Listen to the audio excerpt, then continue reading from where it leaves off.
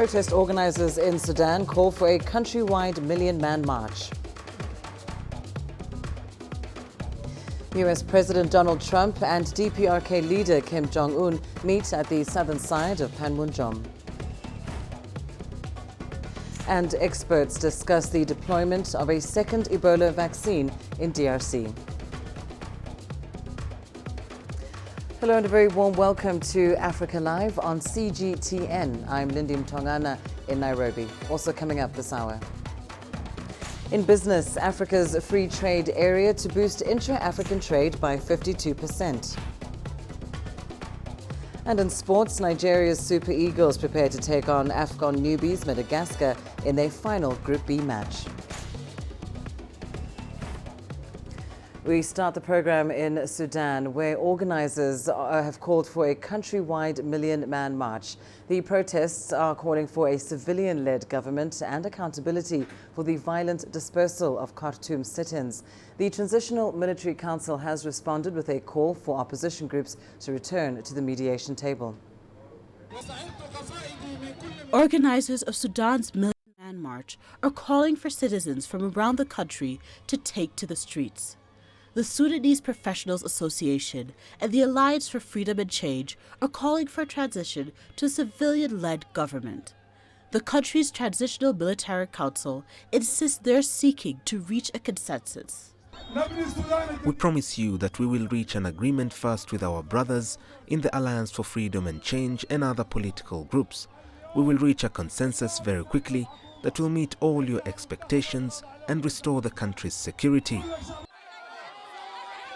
The planned march follows the violent dispersal of sit-in protesters in Khartoum on June 3rd. Despite the fear of violence, protesters remain defiant. The TMC warned any deaths, injuries, or acts of vandalism would be the responsibility of organisers. The June 30th march falls on what would have been the 30th anniversary of former President Omar al-Bashir's rule. Asatal, CGTN.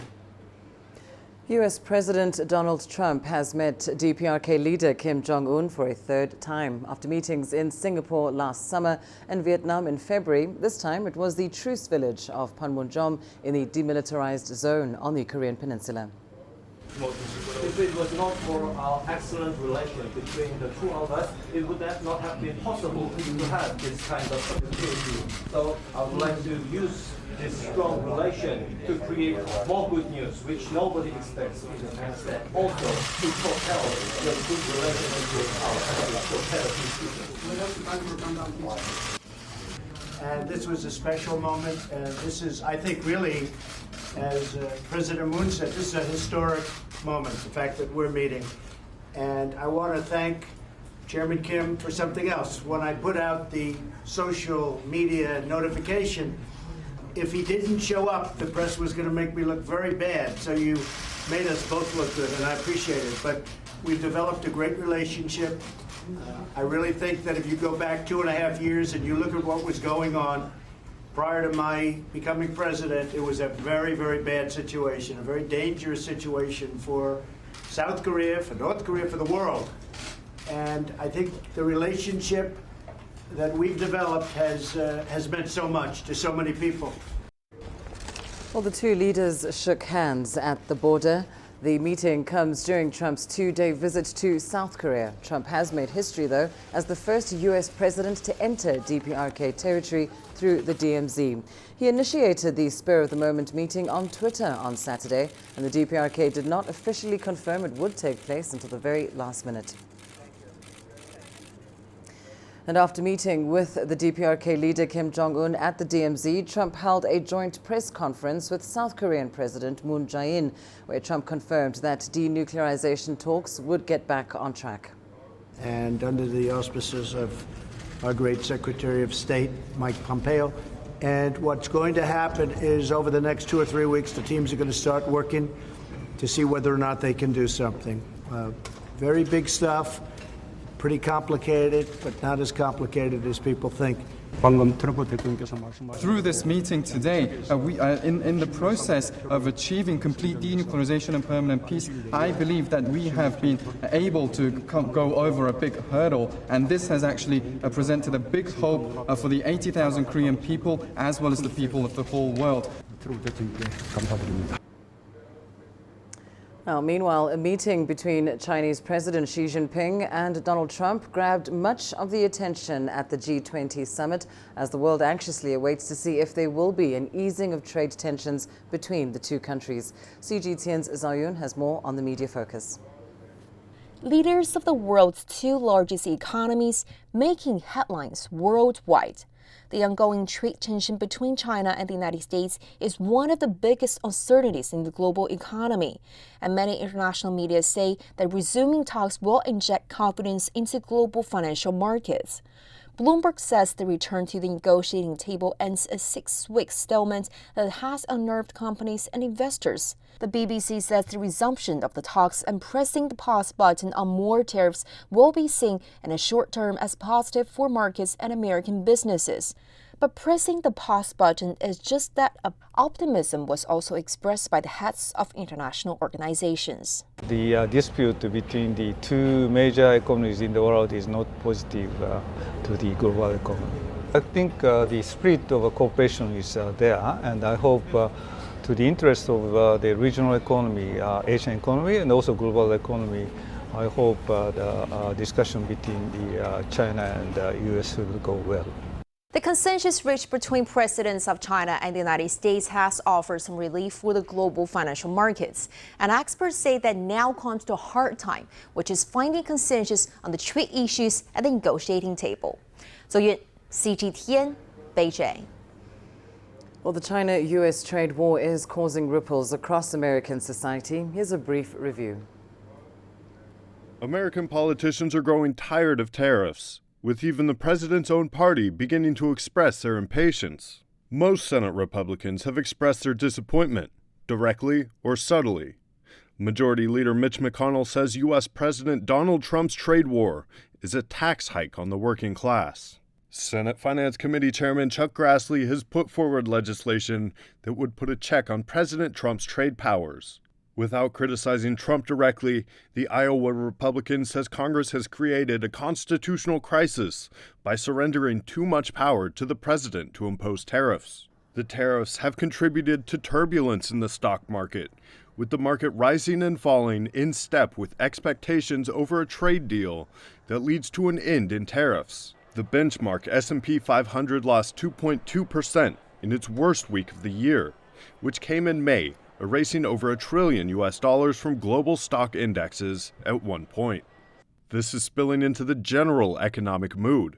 U.S. consumers are losing confidence in the national economy. The University of Michigan's closely watched Consumer Sentiment Index has shown further declines in June. Richard Curtin is the chief economist of the university's consumer surveys. He says the decline comes entirely from households with incomes in the top third of the distribution, who more frequently point to the negative impact tariffs are having, cited by 45%, up from 30% last month. And American farmers have been among the hardest hit so far.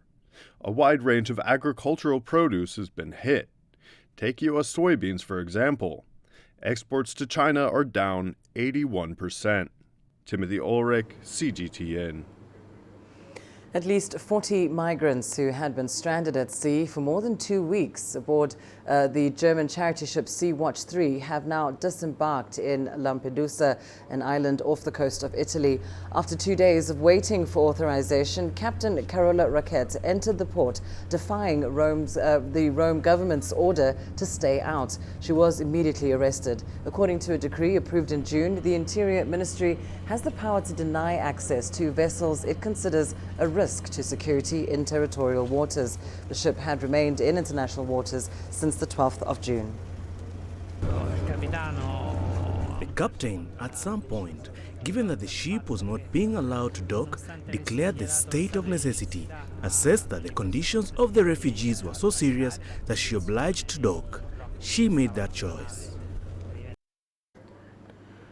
Well, let's return now to the top story of the day. Of course, that is Sudan, where organizers have called for a countrywide million-man march. Of course, this is all part of protests in demand for a civilian-led government and accountability for the violent dispersal of protesters at a sit-in in Khartoum. For more on this now, we're joined by Dr. Gehad Uda. He's a professor of political sciences at Helwan University in Cairo. Professor, thank you so much for your time.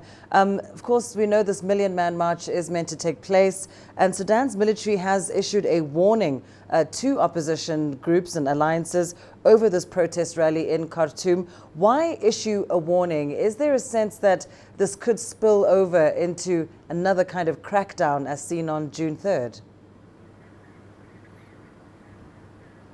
Yeah, you have to understand something about the Sudanese politics. Sudanese politics is really in dilemma. It's basic dilemma because cannot get or risk civil war, and on the other hand cannot have a dictatorship because of the body politics, the evolution of the body politics. So that's why the whole thing is just on and off. Cracks and compromises and all stuff like that, but without really real solution, real solution. And because both the Ethiopians, the other countries, intermediaries, failed to bring the different parties together, and that's why will continue. The pattern will continue. Crack. And after that, compromises, crack, and the compromises. And of course, there is some concern about the behavior of Sudan's security forces. First, that crackdown on June 3rd, but more recently, we understand that the security forces have in fact raided the opposition group's head office ahead of these protests. Do you know the reason, perhaps, behind this raid? Let me tell you something about the profile of the military. The profile of the military cannot continue cracking. Why? Because it suffers serious professionalism problems. And it has a problem of coherence, has a problem of military coherence, and because of that, so I expect more problems, and without foreseen solutions. So Sudan is stuck for some time to come into this dilemma, unless some efforts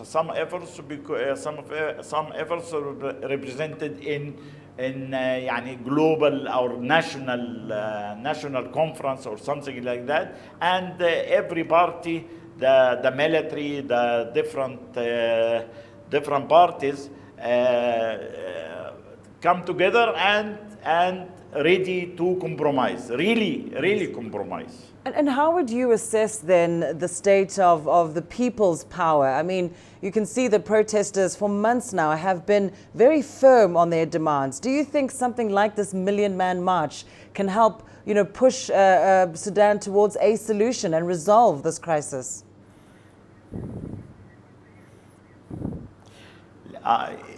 In Sudan, the 1 million march, let me tell you that will never change the situation. Yes, will exert pressures on the situation, but will never radically change the situation. And because of because of the situation, because of the game, the game is still stalled. So we are witnessing a stalled game because Sudan cannot risk a war, a civil war, or risk a dictatorship. So we are here and there. We'll continue that way. As you say, sort of moving between crackdown and compromise. Thank you so much, Professor, for that analysis of the situation in Sudan. Well, time now for a short break. Here's what's still ahead on the program. Experts discuss the deployment of a second Ebola vaccine in the DRC. And we look into the role of Algeria, Sudan, and Tunisia in regional stability.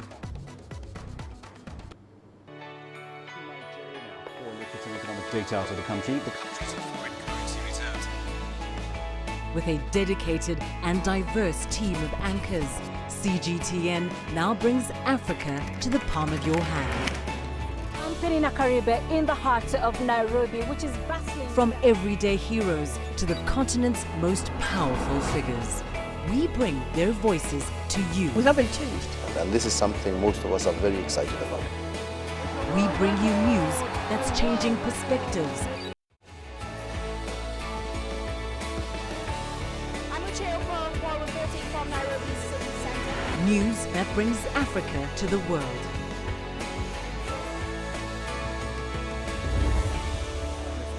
CGTN. See the difference.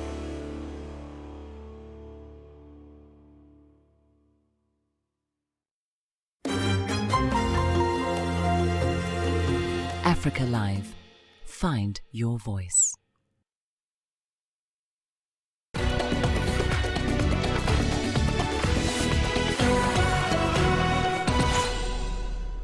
Well, let's start in the Democratic Republic of Congo now, where the country's health minister says the deployment of a second Ebola vaccine in the current outbreak won't be a solution to rolling back the disease unless it's matched with the scale-up of other interventions. CGTN's Chris Ochamringa has more.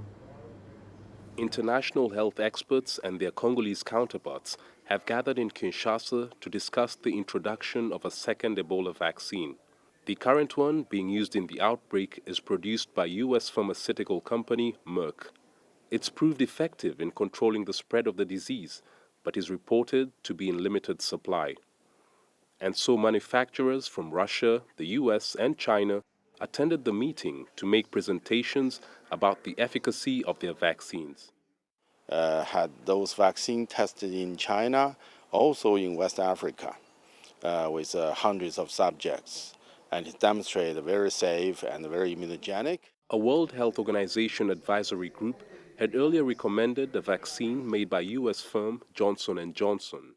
The vaccine is safe to be used, specifically also for use in pregnant women, and that based on the immune responses we see, it's very likely to be also very protective. So based on that, I feel we are a good candidate, but again, we will have to see on what the final decisions are. More than 100,000 people who've come into contact with Ebola patients in North Kivu and Ituri provinces have been vaccinated since the onset of the outbreak last August. But attacks on health workers by armed groups have hampered the containment of the outbreak. The DRC's health minister says the new vaccine wouldn't be a cure-all, considering the other drawbacks. But if you want to control and to stop this outbreak, it's very important to keep in mind that other pillars like surveillance, contact tracing, IPC, infection prevention and control, safe burial, all these pillars are very important, and it's all these pillars that have helped us to contain this outbreak. So the vaccination is a big component, but we must not think that vaccine is the solution to this outbreak. The Ebola response was temporarily interrupted in the eastern town of Beni following 2 days of insecurity. More than 1,500 people have died of Ebola since August last year. This two-day meeting was meant to share the latest scientific information about the experimental Ebola vaccines that have been produced. The Congolese government will now meet with health experts and make the final decision about whether to introduce another vaccine. Chris Ochamringa, CGTN, Kinshasa, Democratic Republic of Congo. And to Tunisia now, where survivors of a boat that capsized in the Mediterranean Sea near the Tunisian coast in May say they want to stay in the North African country. Authorities in the coastal city of Zarzis believe they will attempt to try and reach Europe once again. These undocumented migrants have survived a shipwreck in the Mediterranean basin. They were lucky because they failed to reach European shores and were saved by the Tunisian Navy, while more than 60 others drowned.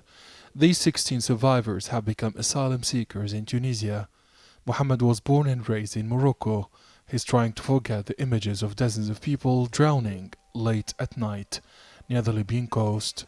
We were treated like animals and beaten by the Libyan smugglers after they took our money. My goal was to reach Europe, but I failed. Now I want to stay in Tunisia. The regional office of the Red Crescent in Zarzis has warned against a new wave of illegal migration. Experts say authorities in the governorate of Medellin are unable to stop or even control the flow of migrants. The majority will stay in Zarzis and attempt once again to cross the Mediterranean. The escalation of the situation in Libya terrifies Tunisians. Recent reports confirm that over 150,000 illegal migrants are on Libyan soil. They will attempt to cross the Mediterranean. Many asylum seekers want to stay here because Tunisia is very close to Europe. They will not abandon their cause. The Tunisian government has provided humanitarian and medical assistance to over 1,500 migrants from sub-Saharan Africa. Officials at the Ministry of Social Affairs assert that the state will guarantee the safety of migrants and asylum seekers on its soil. The strategy of Tunisia concerning migrants and refugees is clear. Taking care of them is a priority. We've prepared a national program to host, accompany and guarantee the rights of foreigners in Tunisia. Coast Guards in Bizerte have rescued 11 undocumented migrants this weekend. Their boat had sunk at sea near the Galit Island. Originally from Maghreb countries, these migrants, including a girl, left 3 days ago aboard their boat from Libya to try to reach the Italian coast.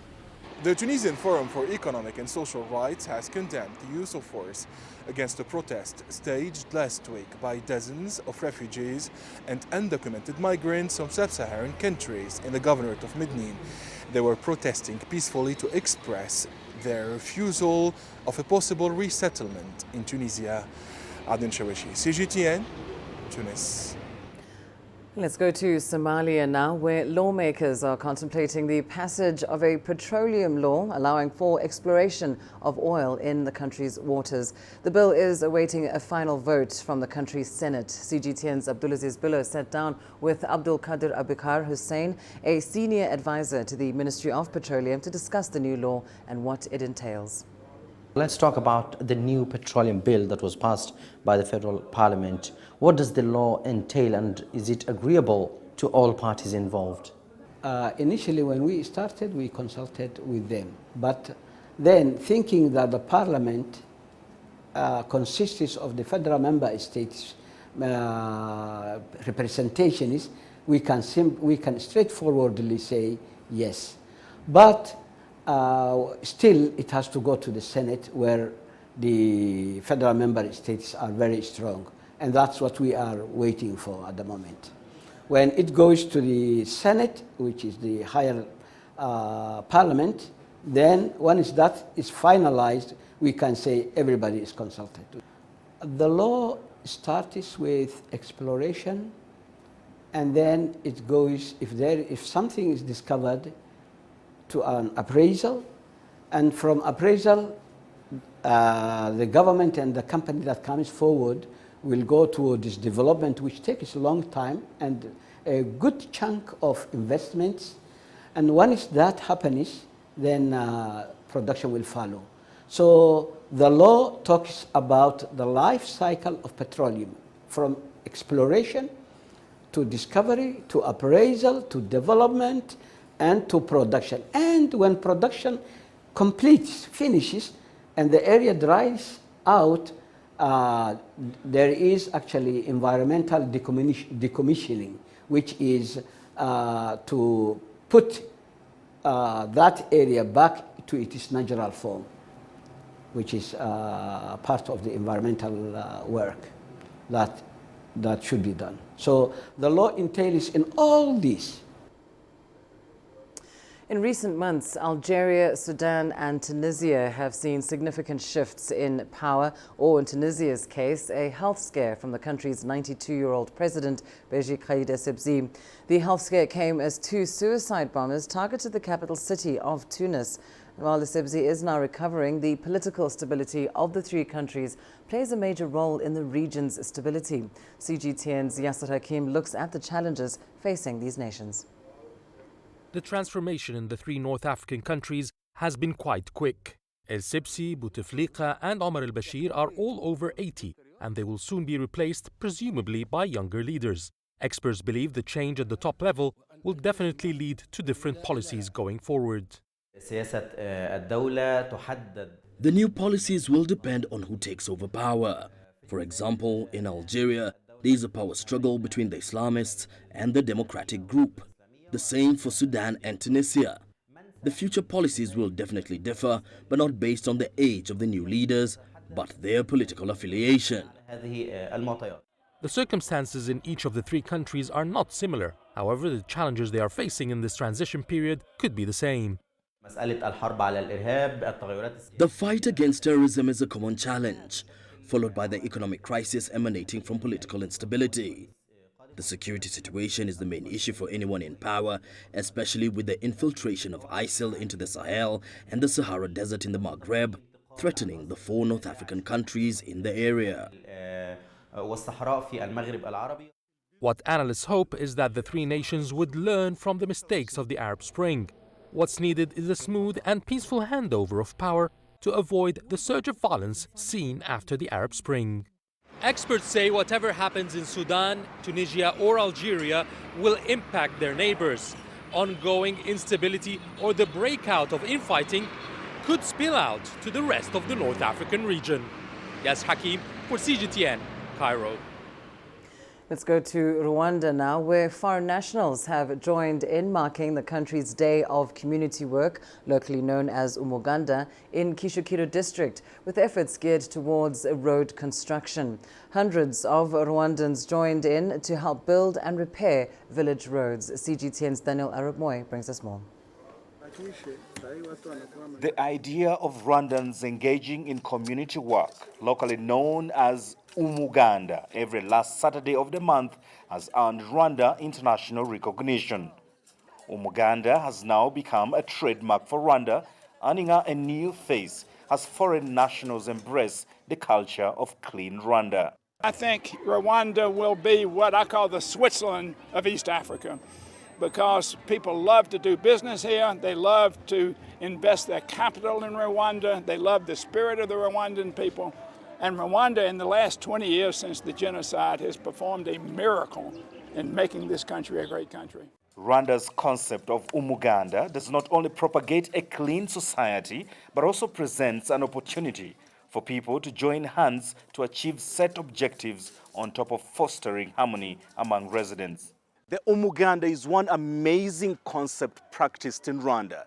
Here, the community feels a sense of responsibility, not only to themselves, but country at large. The mayor of Kicukiro, Nyirabimana Jean, alongside thousands of residents, constructed village roads and cleaned the area surrounding Kicukiro. We do mobilization, and people are used to it. And there is a policy governing the community work. And then we mobilize people at village level. And then they come because they know that community work is solving many problems. What Rwanda has achieved through the combined efforts of its people since the liberation remains a surprise to many. Daniel Arap Moy, CGTN, Kicukiro District, Rwanda. Tunisia is set to host the 2019 Africa Blue Economy Forum. The country was chosen due to its location and history. Tunisia is an important center for maritime trade, as well as an economic powerhouse between Europe and Africa. Now, according to the World Bank, the blue economy is the sustainable use of ocean resources for economic growth, improved livelihoods and jobs, while preserving the health of ocean ecosystems.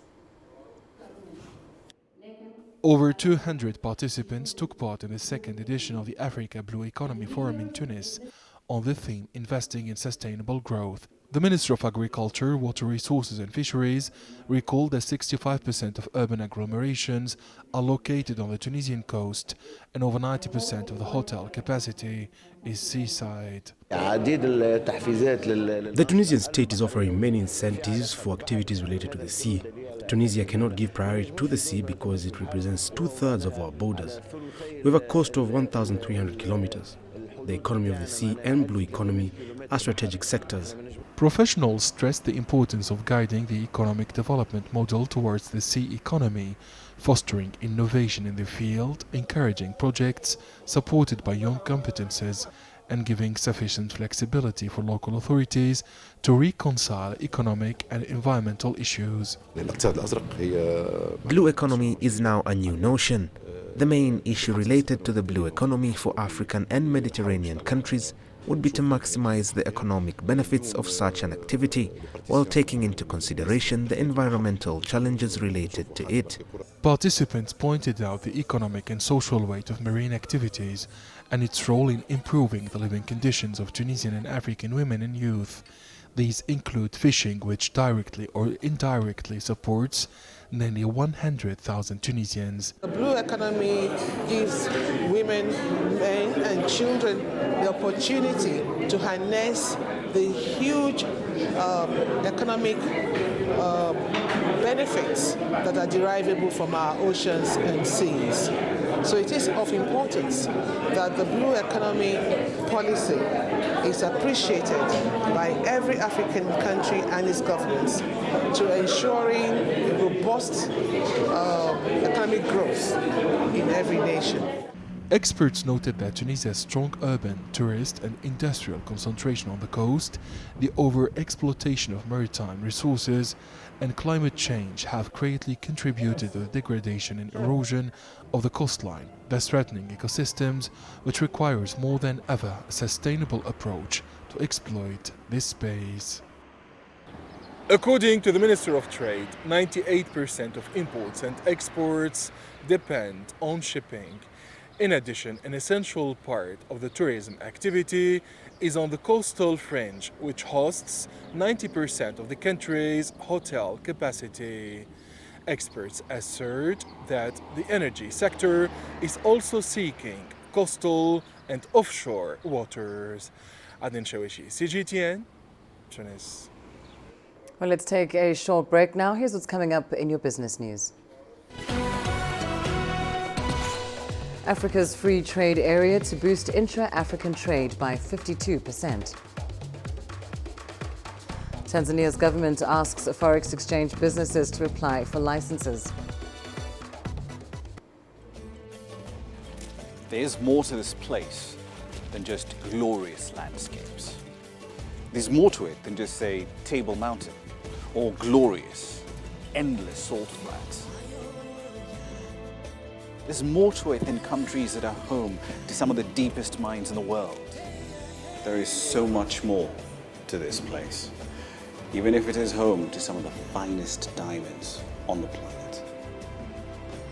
It is the sheer diversity of the people who call Southern Africa home and the relentless drive to make it a better place that make it so special. And we know that because this too is home.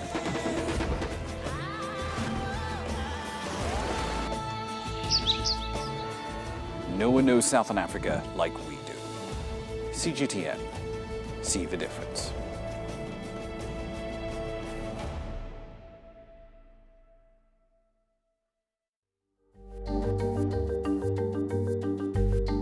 Africa Live.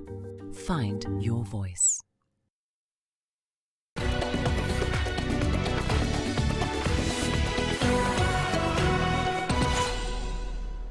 The African Continental Free Trade Area came into effect on May 30th this year. All that's left now is to complete the framework and launch the operational phase of the Free Trade Area. Now, this should happen during an extraordinary Heads of State and Government Summit slated for July 7th in Niger. CGTN's Tulu Shabalala has more. The Continental Free Trade Area was signed by close to 50 countries at the AU Summit in March 2018. The AFCFTA aims to create a single continental market for goods and services for over 1 billion people, with a GDP of $2.5 trillion. This has the potential to boost intra-African trade by 52% by 2020 and will benefit African producers, consumers and traders.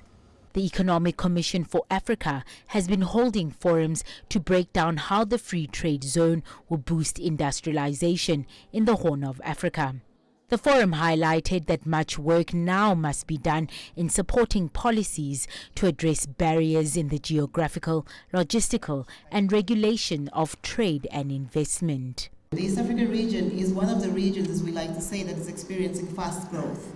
However, when you look around the region, that growth is not yet translating into poverty reduction and or prosperity as we would like to see it. And we believe that it is because we haven't yet really powered the engine of growth in the sub-region. We need to be active in terms of engaging with our African brothers and sisters to progressively open up the African market for more trade, more investment, because if there is more trade investment, then there will be peace.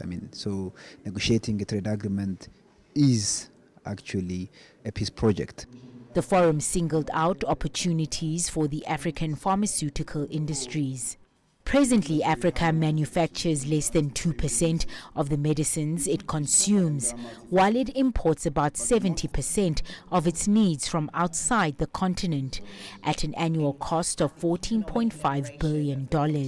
On average, if you buy aspirin in Ethiopia for $1, in Djibouti it costs about $3, and in Seychelles it costs $6. Those are the magnitudes we're talking about because of scale. The free trade area would allow member countries to remove tariffs from up to 90% of the 200 items traded on the continent. Because the CFTA is already in force, you can actually now trade under the CFTA agreement, and so it's up to the countries to make sure that they are not left behind because the market is open. The AFCFTA is expected to make a significant contribution to the continent's ongoing efforts to realize the aspiration and goals contained in the AU's Agenda 2063 and the 2030 Agenda for Sustainable Development Goals. Thuli Shabalala, CGTN. Tea producers in Africa are struggling to stay in business as global leaf prices fluctuate. And local farmers in tea-producing countries like Uganda now want the government to intervene. Uganda grows tea on about 45,000 hectares of land, and at least 97% of the crop is sold at the world's second biggest tea auction in Mombasa, as CGTN's Michael Baleke reports. Farmers can pick the tea, but they can't pick the price. First of all, as a tea farmer and a tea producer, we do not determine the prices. Prices are determined on the auction market. And whatever game they play, we can't know. Because currently, I think the price fluctuation has become cyclic. Every after 5 years, we really get a serious collapse or decline in prices. More than 500,000 people in Uganda depend on tea farming, but the growers are not earning enough to break even. They are now requesting for financial assistance from the government. We've just seen that tea contributes so much to the economy of the country, so government needs to come up and support farmers. Like currently, we really need government push if we are to sustain the business. The farmers also want the government to provide a revolving fund for inputs like fertilizers and herbicides to boost production and quality. The ongoing conflicts and political turmoil in some of Uganda's main tea export markets like Sudan and South Sudan are also negatively impacting sales. Exporters say the tensions are pushing buyers to place fewer orders. We are going to see brighter days.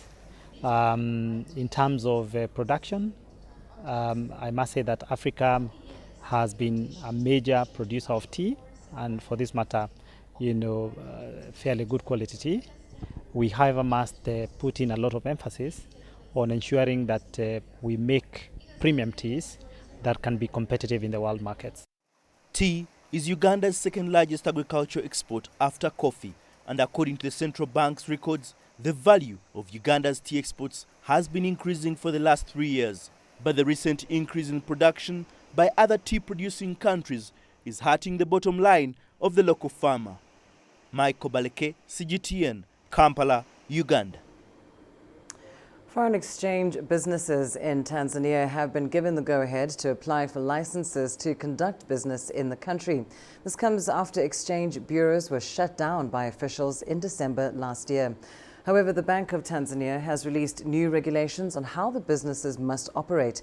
They include a higher minimum capital requirement to secure a loan. CGTN's Daniel Kijo has more. Tanzania has tightened its foreign exchange controls with new regulations on foreign exchange bureau operations. Authorities say the move is part of the fight against money laundering, illicit flows, and currency speculations. The new regulations come after the government closed down around 100 bureaus and temporarily shut down a newspaper for using unofficial data on exchange rates in December last year.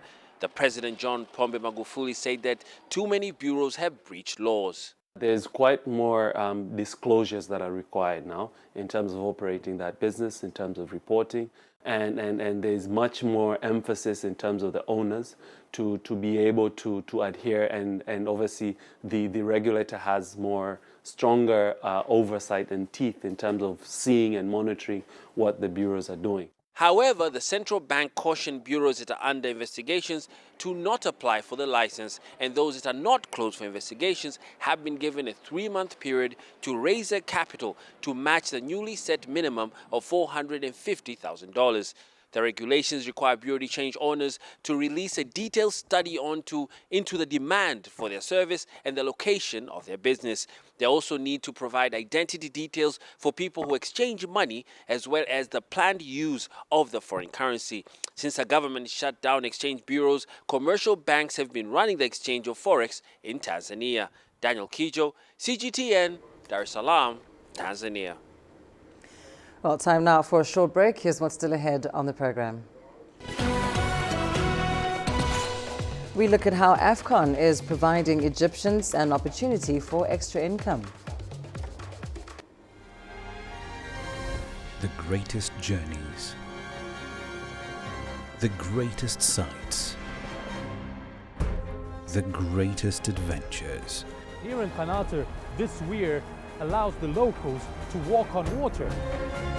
We're far more than just TV news. We're your passport to the wonders of Africa. To bring you stories of struggle, survival and hope.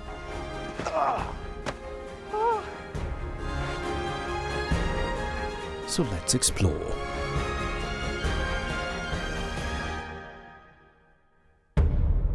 CGTN. See the difference.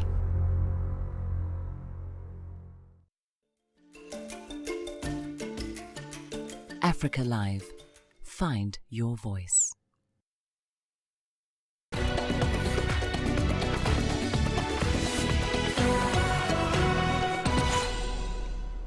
Well, as we continue our coverage of the AFCON 2019 tournament hosted by Egypt, CGTN's Yasser Hakim looks at how some individuals and companies geared up for the continental event. Ahmed, who works for Uber, has been lately stationed in Heliopolis area most of the time. That's where the 2 stadiums hosting the AFCON games are located in the city. Work has increased with the African Cup. We do a lot of rides from the hotels to the stadium and back during matches. Apart from the matches, the fans also go for a tour of the city for fun. I took the Zimbabwean goalkeeper and his physio from his hotel to the stadium for training. The AFCON, for people like Ahmed, is an opportunity for extra income. The company has been stressing on us to provide the best possible service and be good representatives of the company during the competition. More work means more bonuses, incentives and income. He hopes that Egypt will progress into the final rounds of the Cup. there's always a rush on Uber cars from thousands of Egyptian fans who attend the matches, not just foreign fans. Not only individuals, but institutions and businesses are hoping to prosper from AFCON 2019. One of the sectors that could benefit from the arrival of fans from 23 African countries is the tourism industry. Businessmen such as Bassel Sisi have been working overload since the CAF announced Egypt as the host of the AFCON 2019 earlier in the year. We quickly prepared low-cost trips to Egypt to attract as many fans from participating countries as possible. We've also been providing excursions to wonderful historical sites in the 4 hosting cities, Cairo, Port Said, Ismailia and Alexandria. Occupancy in the hotels of the 4 hosting cities have exceeded 90% because of the tournament. It's an international event with the media coverage from around the world. At this moment, profit is not the priority.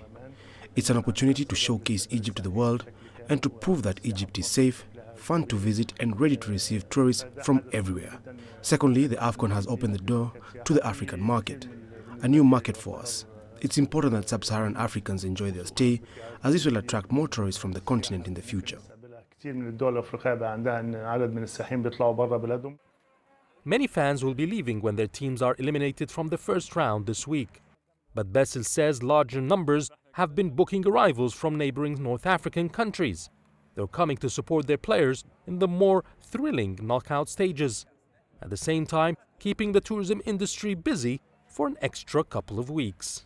Yas Hakim for CGTN, Cairo.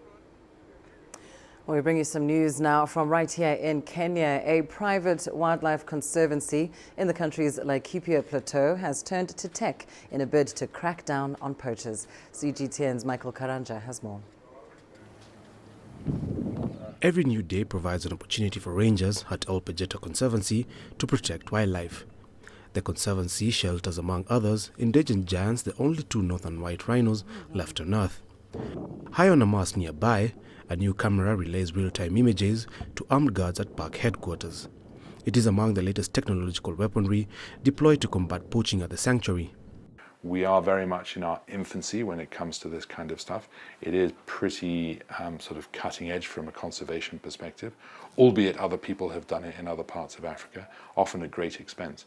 So I think the trick will be is finding solutions that can then be replicated cost-effectively at scale. The Conservancy is currently testing the new generation of animal tracking chips that could one day monitor everything from ranger health to river levels. So we want to be able to make sure that we protect our wildlife. We want to see the numbers increasing for, biodiversity, making sure that it is very diverse and having all these species all under one roof. If I had a bugbear about the world of conservation, is it tends to be fairly slow on the uptake when it comes to new technologies and embracing new ways of doing things. And that needs to change. The last successful poaching at Ol Pejeta was in October 2017, when a northern black rhino was slaughtered. With the new advancements, real-time alerts are sent if disturbances are detected. If a poacher comes in through the corridors today or even now, this camera will actually capture them and it will tell us that this is actually a person. It will tell me how many, or it will tell us how many people there are, what is it that they're carrying. We can actually be in a position to tell and see in the image. And we can actually send our teams, our security teams, to go and actually arrest them before they even do any poaching. Tech advocates say advances in data collection and smart applications on game reserves could prove revolutionary, upending decades-old approaches to conservation across the world. Michael Karanja, CGTN.